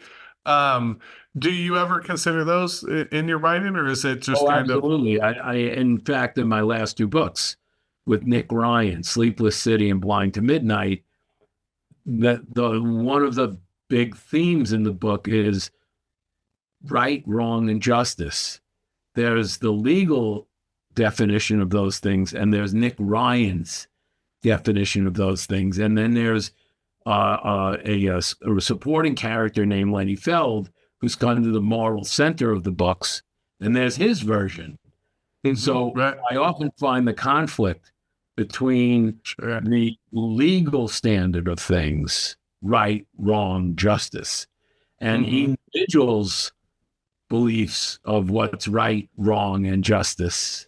You know, and when in the Sleepless City, in the first Nick Ryan book, his partner, his original partner,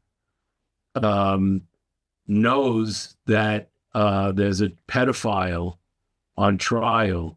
He knows he's guilty, but the evidence is not strong, so he plants evidence and winds up being the instrument for this guy's freedom. Okay? And Nick, and this isn't giving too much away, Nick decides, well, the courts may have let him out, but I know he's guilty, so I'm going to kill him. So who's right? Who's wrong? Where's justice here if he gets out? So those are the things I really enjoy, that, you know, my code against the legal code, against your code, you know, that's what is that conflict there is very interesting.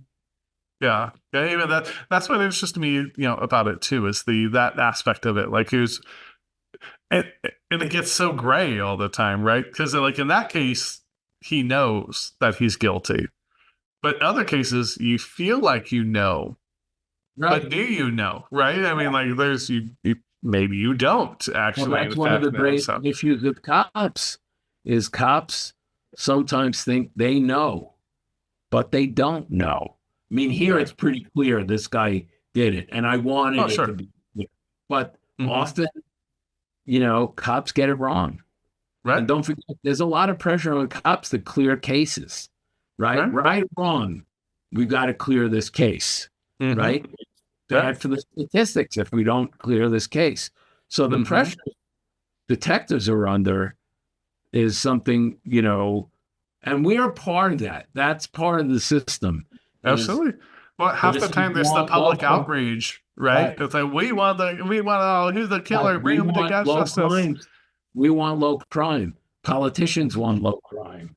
So they're not interested necessarily in finding the real guilty party. They're interested in finding a guilty party. Right. And so that plays into my books often as well. It interests me. Awesome. Awesome. Thanks so much for that. So are you ready then for some shots? Let's go, baby. All right. So you know the deal because we did this at C3. So this will be rapid fire questions. You know, so let's get started here. So I know you're a cat lover. So we're going to start with some cat trivia. And we're going to test your knowledge of felines in general. So what is the largest feline in the world? The largest feline is a Bengal tiger, I believe. Close. So is the Bengal tiger, is that synonymous with the Siberian tiger? Oh no, the Siberian tiger. The Siberian tiger, Seville said, yeah. And in fact, you know, so funny when I was looking these up, and this is all per Google Box, so people can fact check me, and they can. We already discussed this. We're writers. I don't like the research part either. I did 15 seconds of Google, so. I can tell you that some cats roar and some cats purr, but they can't do both. That's one or the other. Oh, that's really interesting. Well, then the cats share 96% of their DNA with tigers. And some with humans, we share like 98% with chimpanzees or something. It's very, very odd how it works.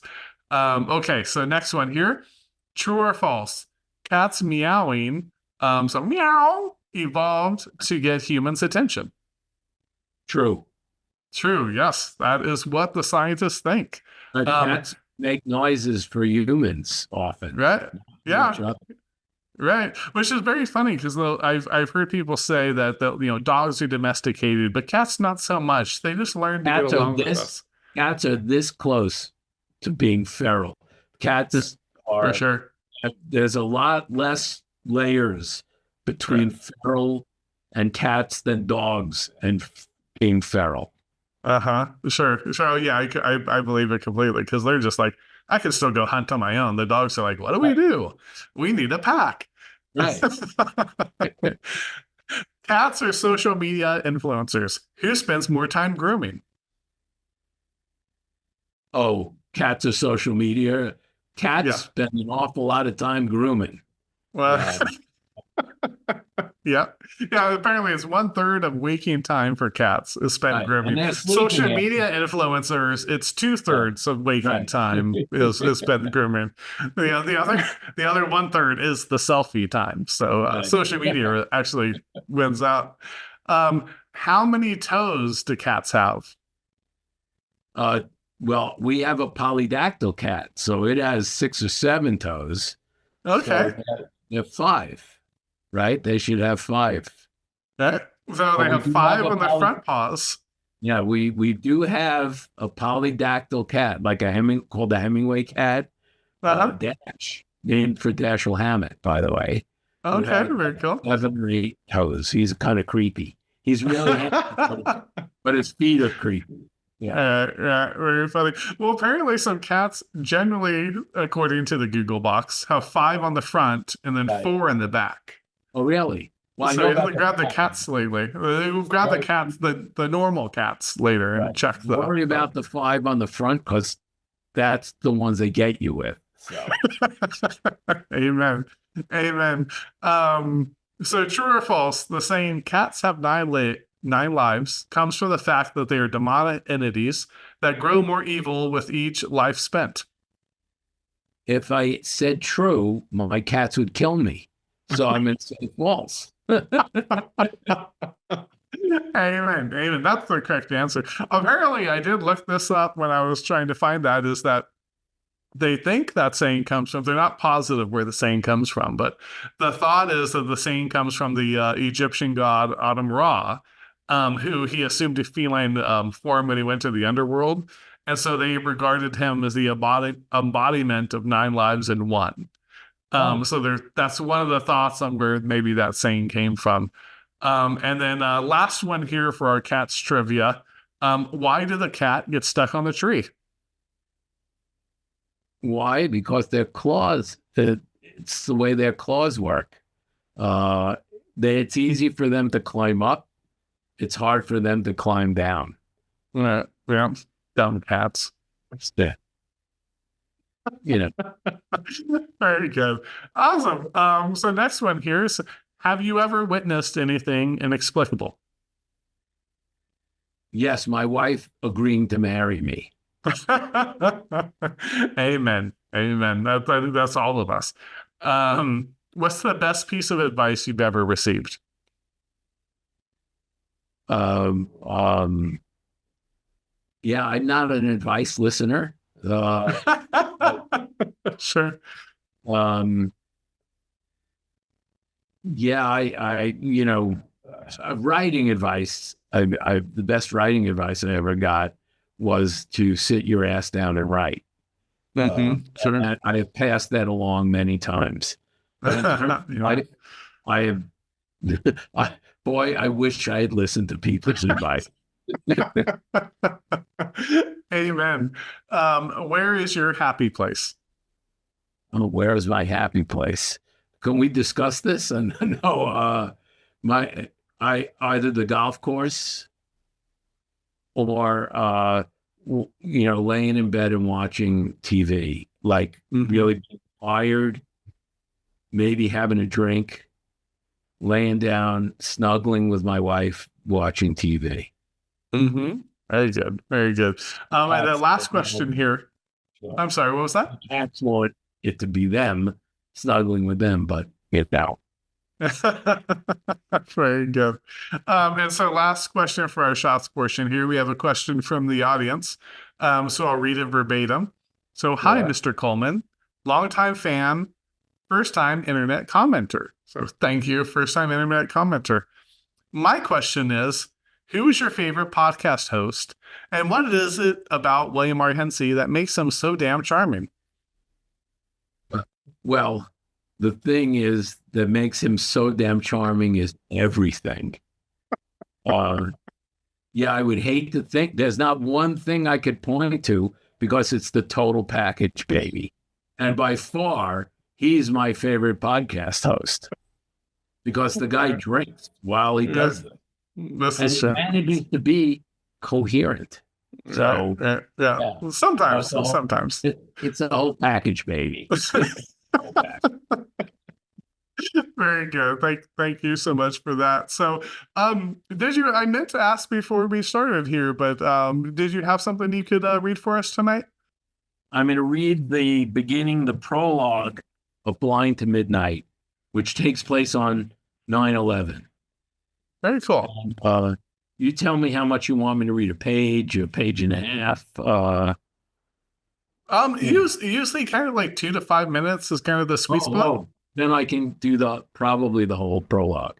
Okay, yeah, no, just do the whole thing then. If it's right around there, just do the whole September thing. That'll 11th, be perfect. September 11th, 2001, 11:43 p.m. He is the last man alive, or at least things would be less complicated if he were. He is standing on the platform at the Smith and 9th Street subway station. The tallest station in Brooklyn looms over the Gowanus Canal. The canal, so polluted with toxins and heavy metals that you don't have to be Jesus to walk on its waters. A writer once joked it was the only body of water that was 90% guns. Nobody is joking tonight. Nobody. Not about anything. The lone man is waiting for the G train. He smells the acrid wind balloon smoke continuing to rise from where the World Trade Center stood. His blue Mets cap is squashed low on his forehead, his eyes fixed on the pebbled concrete under his running shoes. He hopes that by not looking up, he might be invisible. It makes no rational sense. Today, the world stopped making sense. Still, he can't help but peek at the place where the towers once stood. He quickly looks away. The pile smolders. Ash, shreds of paper, and carcinogenic dust still rise into the air, carried by the prevailing winds. A downy coating of gray snowflakes falls around him. The city is eerily silent. The sirens that all day filled the air have gone quiet. He has never experienced the city so hushed. Even the tracks are mute. He wonders if any train will come. The only things he hears are in his head, his scrambled thoughts, and the blood rushing in his ears. He feels he is no longer alone. He forces himself to look across the tracks to the Coney Island-bound platform. No one. He looks right. No one. Left. There, by the maw of the staircase where thousands spill out onto the platform each morning and get swallowed up each night. A light flickers. Then nothing. Was the dancing shadow caused by a falling debris? He dismisses it as a measure of his unease, but moves further along the platform. Movement is good. Movement helps fight his anxiety. He has to get to the Queen's storage unit, where he keeps what his American friend calls a bug-out bag. He tried phoning car services. The lines rang and rang and rang, or were endlessly busy. He tried to hail a cab. He might as well have tried to will himself to fly. He got his bike out of the basement. 2 flat tires. Why today? Why me? He has no answers.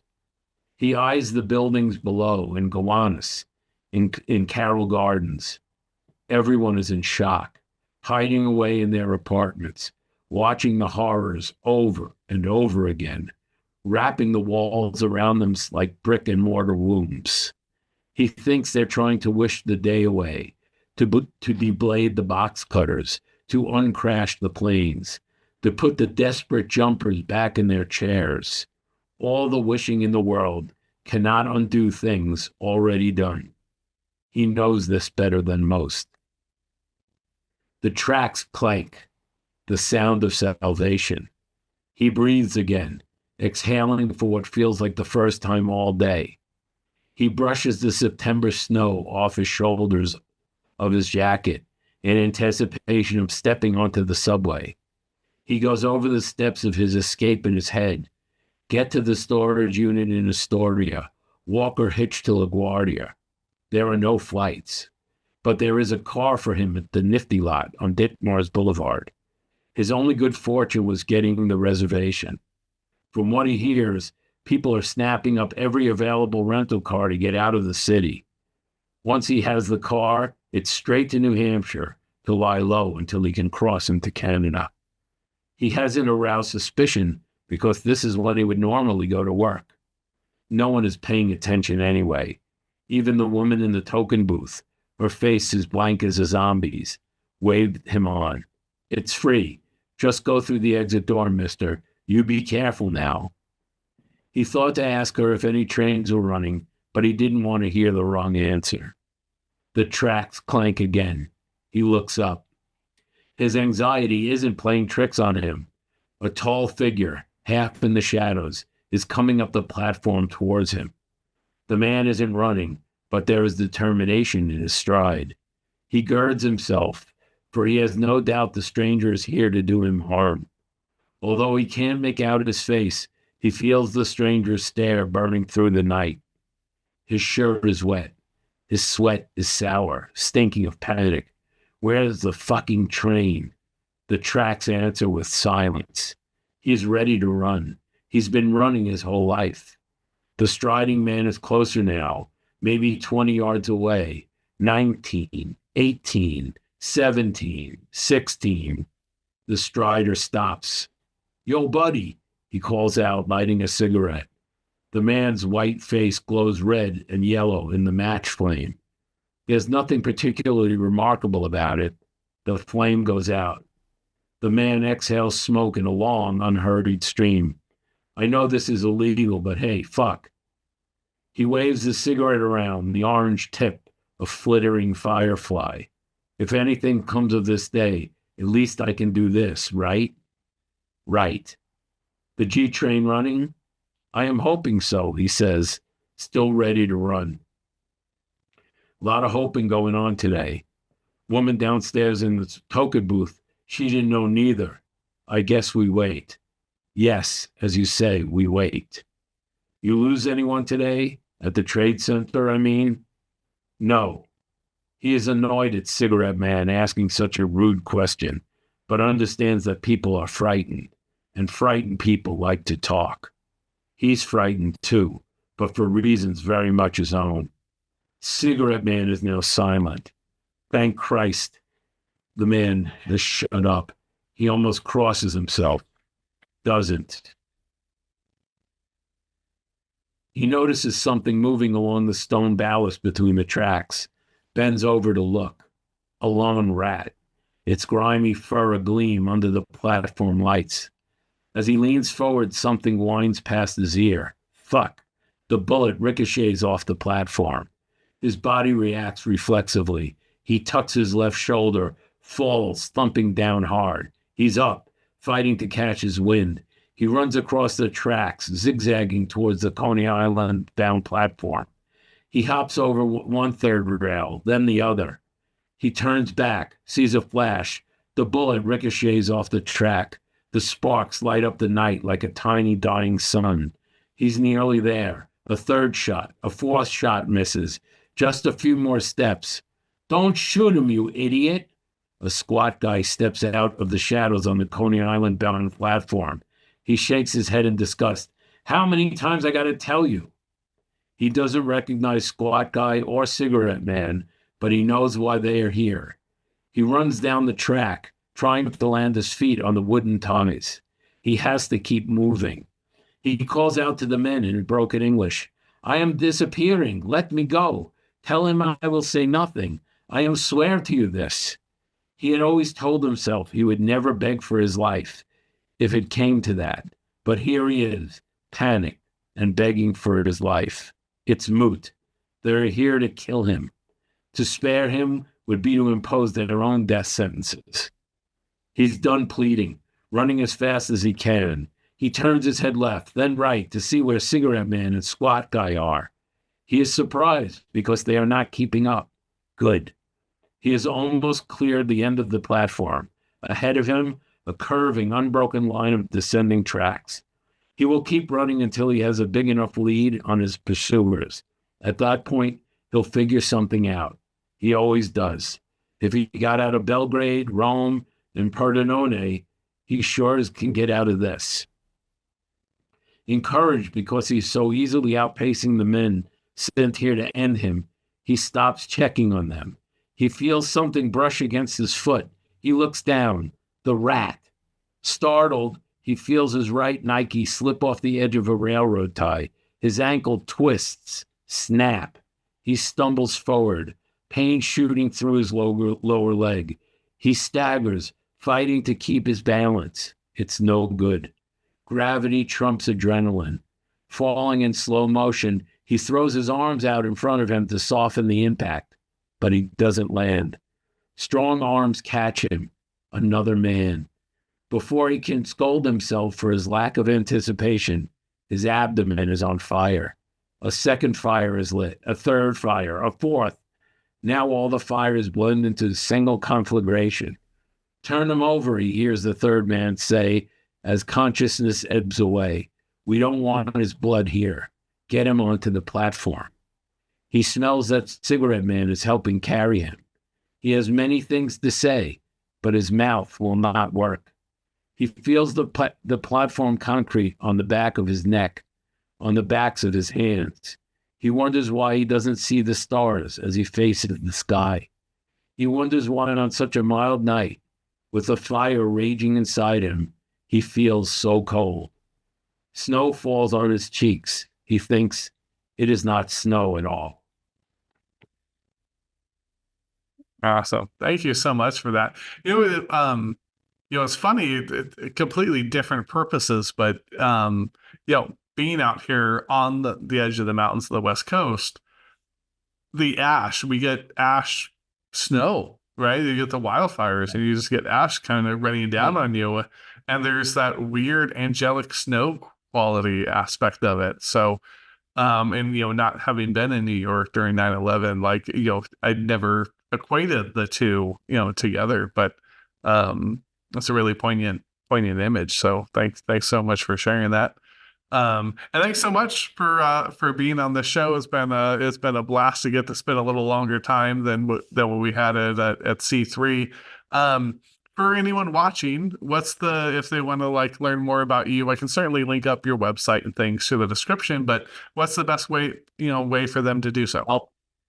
If you go to my website and there's a way to contact me, I will never not answer any email sent to me. I answer every email sent to me, even disparaging ones from unhappy readers.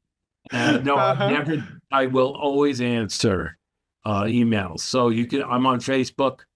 I'm also technically on Instagram and X, but that's not really me. That's I pay somebody to do that for me. So sure. If you want to get in touch with me, you can message me on Facebook. You can DM me on Facebook, or just go to the website, reedcoleman.com. No F on the website, reedcoleman.com. And where it says contact, if you send me an email, I will get the email and I will answer you.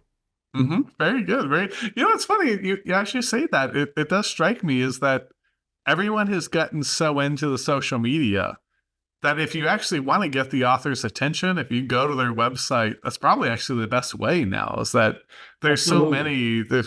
I joke with my wife all the time, there's too many modes of communication. So if you want to talk, it's just call or text me. I can't, as far as the family goes, I can't deal with all of that. But I think that's a brilliant point. Go to the website, get a hold of you. I think in general, you'll find it.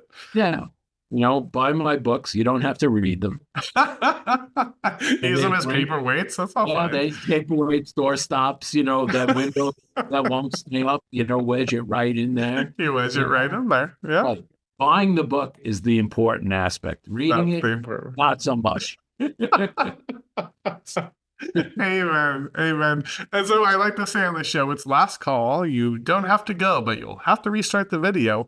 The question I've been asking for this season is, what is something you've gained, or in a way that's changed you in some way that you've gotten through reading and or writing, wherever you want to take it, that you don't think you would have gotten otherwise? Oh, I mean, that's the magic of reading is just as magical for me. Although I don't read like most readers read. When I read something like, you know what? I've always said, if you want facts, read nonfiction. But if you want the truth, read fiction. And I've learned more truths through reading fiction than I will have ever learned from reading nonfiction. I'm not saying don't read nonfiction. People should absolutely read nonfiction. But I find inspiration in almost everything good that I read. I'm inspired by it. And it also makes me want to do better. It makes me want to be a better writer. So there's almost nothing I read that doesn't make me a better writer and doesn't challenge me to be a better writer. So I mean, that's the thing about reading for me, is it's a challenge to me. Yeah. Amen. Thank you so much for saying that too. One of the things, and it's funny because I think it's almost like passe nowadays, right? People go, oh, it used to be writers always talked about like truth and beauty and these things and the transcendental and things. And then it got to be like, oh, you're the woo-woo or something. But I think that is such an important distinction as what is fact and like what's just the facts that have happened. What's the truth to that happened? Like what's something we can actually, that's universally true versus just the mere facts of the things that occur around us. So that's a brilliant way to think of it. One brief thing to your audience. Absolutely. Everybody, including me, reads the people we know, right? I love Michael Connelly's work. I love Lee Child's work. I love Megan Abbott's work and S.J. Roseanne's work. But there are a lot of writers in that bookstore whose work you've never looked at, who you should look at. And, there's nothing wrong with reading Harlan Coben. There's nothing wrong with reading James Patterson and all of his co-writers. But there are writers there, amazingly talented writers who maybe you've never heard of or never tried, that for every Jack Reacher book you pick up and buy, you should try somebody maybe you've never read before. So that's my urging, because there are so many unbelievably good writers out there that go unnoticed. And so my plea is for them that try them, just try them sometime. In the library, right? You're not paying for it. Try somebody. Right. Amen. Thank you for that. And it's a beautiful way to end the show too, because that's part of the reason I wanted to do the show, was that I wanted people to get a chance to meet authors and actually, for one, just get a chance to like feel like they had a drink with you, like a coffee, whatever it might be, depending on who's on the show. Exactly. A chance to get to just get to pick their brain a little, like, get to sit down and have some fun and learn who they are, but then also to meet them, to hopefully like pick up their work and then get to be intrigued and maybe, pick some people's work up. So, because there's so many great, like, the very sad thing is that it's a cliche that writers get popular after they die. Right? Like there's the cliche that, oh, you get famous. My wife hopes that's true. My wife definitely hopes that's true. Amen. But some of us want the popularity when we're alive. Yes, I want that, but my wife is rooting for the other. She'd probably be no. fine either way. She Right. gets the money Yeah. one way or the other. Man, thank you for having me. This is, I had fun at C3, but this was great. This was great. Awesome. Thank you. Also, And if you ever do one of those things where you have a lot of writers on and you want me back, I'm there. I'm in. Thank you. Awesome. Amen. Well, will do. And I will definitely keep you in mind. Thank you so much for being on the show. It was certainly a blast. Cheers, brother. Cheers. Cheers. Extra shots. Really exciting news about the show here is we now have a members only section on the YouTube box. So if you'd like to support the show directly, you can go there. We're going to have all kinds of fun, raffles, giveaways. Many people don't know that I do the show. I'm usually recorded 6 months out in advance. So you're going to start getting those shows months in advance of when they actually air for everyone else on YouTube, though they will still be there if you're one of our loyal YouTube guys that don't want to join members only. You'll be able to ask questions of guests. I'm going to let everyone know before they come on, so you can submit your questions, and we're going to have a bunch of live shows on there as well. We're especially open bar where you can go on and propose topics beforehand, and then come on and pick authors' brains and whatnot. Whatever you like, just send us nasty comments that we have to reply to. It'll be a blast. Please check it out. It'll be well worth your time. We're going to keep rolling it out. Give us suggestions. We'll do it. We're a rowdy but collaborative bunch here. So thanks, of course, for the support. If you'd like to support the show, the sponsors, I'll have them all in the description, the link comment, so you can find them there. And of course, the very best way to support the show is still to buy a book. So if you're so inclined, we'll have the links there for my book and the guest book. I'll put money into restoring the bar behind me because it's, it needs restocked. It's, as you can see, it desperately needs new whiskeys. Thanks again, everybody, and cheers.